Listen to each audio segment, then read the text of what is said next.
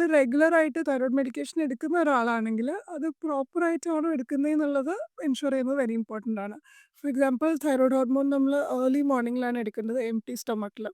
അത് മെഡിസിൻ എടുത്തു കഴിഞ്ഞ് ഒരു 30 മിനിറ്റ്സ് ടു 60 മിനിറ്റ്സിലേക്ക് വെള്ളം അല്ലാതെ വേറെ ഒന്നും എടുക്കരുത്.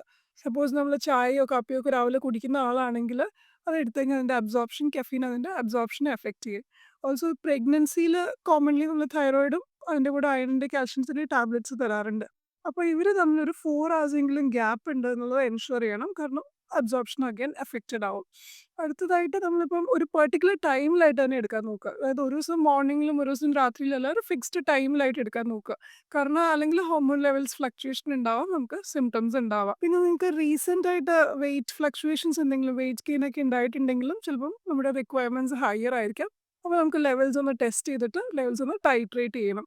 ഓൾസോ ഡോക്ടറുടെ അഡ്വൈസ് ഇല്ലാണ്ട് തൈറോയ്ഡ് മെഡിക്കേഷൻ ഒരിക്കലും നിർത്തരുത്. ആൻഡ് ഓൾസോ ബ്രാൻഡ്സും സ്വിച്ച് ചെയ്യരുത്. കാരണം സ്ലൈറ്റ് വേരിയേഷൻ ഇൻ ഡോസേജസ് ഉണ്ടാവാം. അത് നമ്മുടെ ലെവൽസിനെ എഫക്റ്റ് ചെയ്തേക്കാം.